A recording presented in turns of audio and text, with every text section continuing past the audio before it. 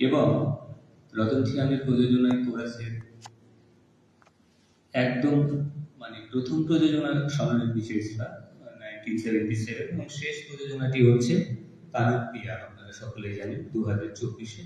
তারপর উনি অনেকগুলি প্রযোজনা ট্র্যাজেডি নিয়ে কাজ করবেন ভাবছিলেন, খসড়া করছিলেন, কিন্তু প্রয়াত হয়। স্ক্রিনে যেটা ছবি আপনারা দেখতে পাচ্ছেন ওইটি ওনার প্রথম প্রযোজনার একটি স্থিরচিত্র, স্বর্ণলিপি শেষরা।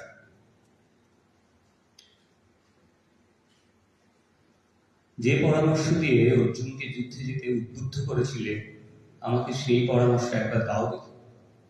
ভারতীয় আধুনিক থিয়েটারে গুরুত্বপূর্ণ নাট্যকার ধর্মবীর ভারতীর উল্লেখযোগ্য কাব্যগ্রন্থ কানুপ্রিয়া অবলম্বনে রতন থিয়ামের শেষ মণিপুরী নাট্য প্রযোজনা কানুপ্রিয়ায় মণিপুরী ফানেক ও দীর্ঘ লাল উত্তরীয় পরিহিত যুদ্ধবিরোধী রাধা কৃষ্ণের উদ্দেশ্যে বলছেন বীর সম্রাট।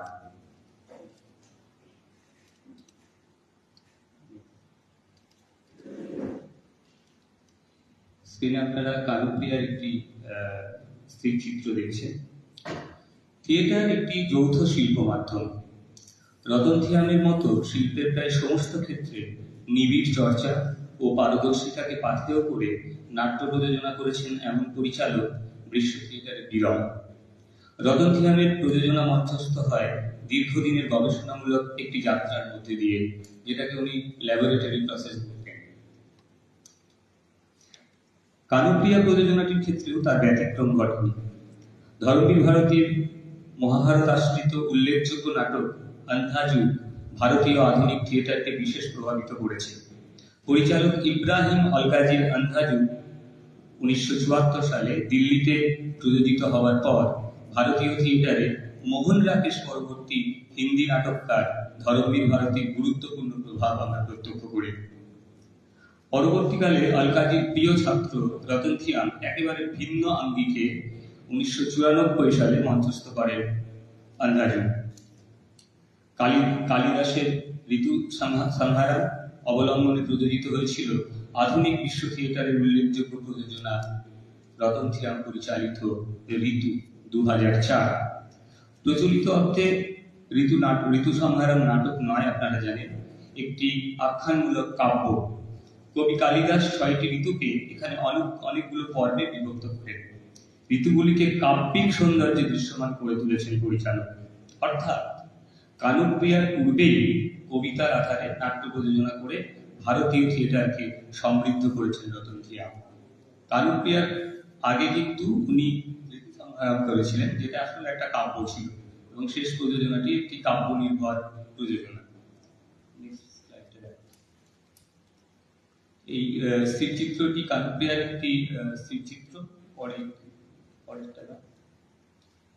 এখানে দেখছেন ওনার খাতা থেকে ওনার খসড়ায় কানুপ্রিয়ায় কৃষ্ণ বসে থাকবে কোথায়, তার লেআউট উনি করেছিলেন, এবং ওখানে কবিতা লেখা আছে মণিপুরিতে। ওর অনুবাদ আমার কাছে এখন এই মুহূর্তে নেই। উনি কানুপ্রিয়ার রাইটার একটি লোগো বানানোর চেষ্টা করেছিলেন তখন। তো এই ল্যাবরেটরি প্রসেস বলতে গিয়ে আমি এইটা আপনাদের কাছে এক্সাম্পল হিসাবে রাখছি। উনি এইভাবে কাজকে প্রোগ্রেস করতেন সবসময় একটা কাজের মধ্যে। ধর্মবীর ভারতীর কানুপ্রিয়ায় রাধার দৃষ্টিতে কৃষ্ণকে আমরা দেখতে পাই, যার মাধ্যমে কবি রাধাকৃষ্ণের প্রেমের আধুনিক ব্যাখ্যা প্রতিষ্ঠা করেছেন।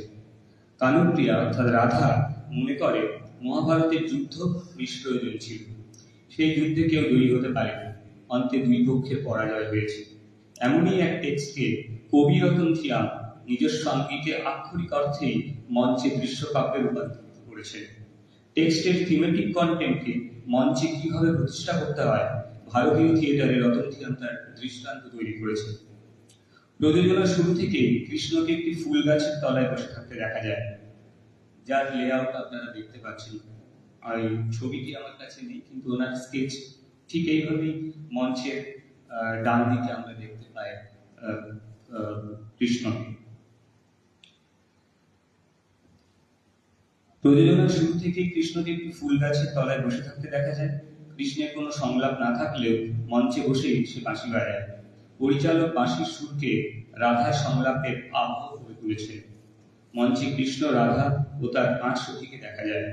রাধা ও সখীরা সকলেই নৃত্য, সঙ্গীত ও অভিনয়ে বিশেষ প্রশিক্ষণ প্রাপ্ত, তা বোঝা যায়।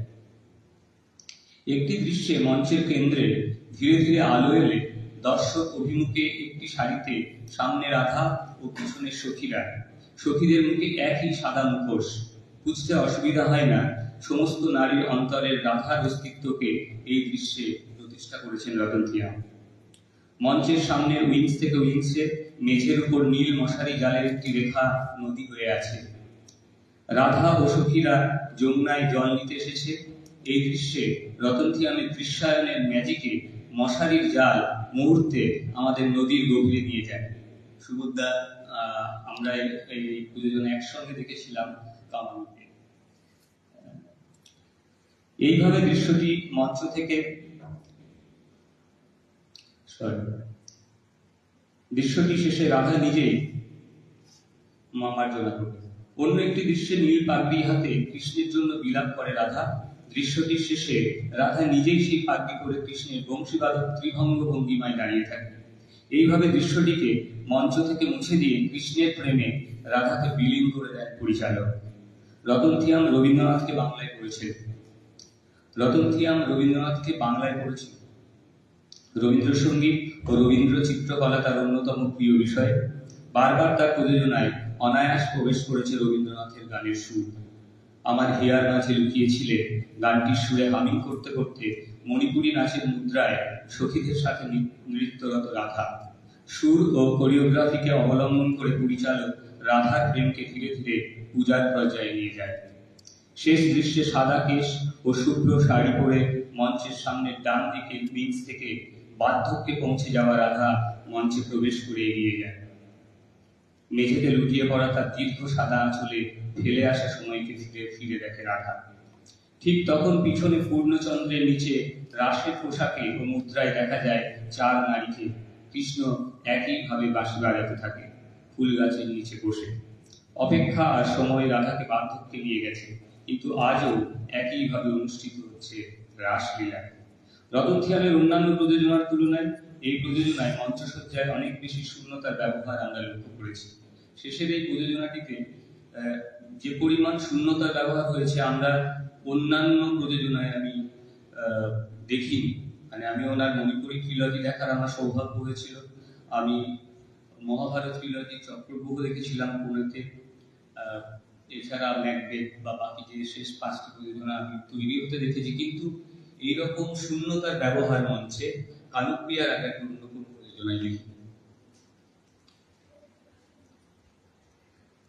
দৃশ্য থেকে দৃশ্যান্তরে যাওয়ার সময় তার পেন্ট অ্যান্ড ইরেজ পদ্ধতি প্রত্যক্ষ করা গেলেও একটি দৃশ্যে পরিচালক সচেতনভাবে ব্যাকস্টেজের শিল্পীদের শেপ পরিবর্তনকে মুহূর্তে দৃশ্য হিসাবে দর্শকদের দেখান। এখানে একটি মঞ্চের দৃশ্য যখন পরিবর্তিত হয় রতন থিয়ামের প্রযোজনায়, আমরা ওটার থিওরি হয়েছে যেটা পেন্ট অ্যান্ড ইরেজ পদ্ধতি বলা হয়, যে আমরা দেখি যখন আবার একটা নতুন দৃশ্য। কিন্তু এই দৃশ্যের পরিবর্তনে যখন ব্যাকস্টেজের শিল্পীরা ওখানে ফুলের ডালা নিয়ে ফুল রাখছে মেঝেতে, সেটা উনি ইচ্ছাকৃতভাবে মানে সেটাকে দেখাচ্ছেন এই প্রযোজনায়, ওই চেঞ্জটাকে। এটা অন্যান্য প্রযোজনায় কিন্তু দেখিনি। কানুপ্রিয়ার মঞ্চসজ্জায় অনুভূমিক ডিজাইন লক্ষ্য করার মতো। কানুপ্রিয়ার মঞ্চ কবিতার নৈসর্গে আমাদের সঙ্গে নিয়ে হাঁটেন রতন থিয়াম। কানুপ্রিয়া হলো ওনার শেষ প্রযোজনা। তার আগের প্রযোজনাগুলি আমি বলছি। ইবসেনের হোয়েন উই ডেড আর্থের অবলম্বনে 80 বগি এসেই 2008। তারপরের প্রযোজনা রবীন্দ্রনাথ ঠাকুরের রাজা অবলম্বনে সাপু দাদা সাকনাইবা 2011। এটা মধুসূদন মঞ্চ উনি করেছিলেন 2011-তে, অনেকেই হয়তো দেখেছেন। শেক্সপিয়ারের ম্যাকবেথ অবলম্বনে ম্যাকবেথ 2014-তে, এবং সং অফ দ্য নেমস ওনার নিজের লেখা, সেটি উনি করেছিলেন 2019-এ, এবং তারপর 2024-এ কানুপ্রিয়া। খুব সংক্ষেপে বলছি, বেশি সময় নেব। শেষের দিকে নাটক নির্বাচনের ক্ষেত্রে বিশেষ লক্ষণীয় নাটকগুলি নাটককারদের শেষ দিকের সৃষ্টি। When You Dead Awaken নাটককার ইবসেনের রচিত শেষ নাটক। The king of the dark chamber রবীন্দ্রনাথের একেবারে শেষের দিকের সৃষ্টি। এইভাবে ম্যাকবেথ শেক্সপিয়ারের জীবনের, একইভাবে ম্যাকবেথ ও শেক্সপিয়ার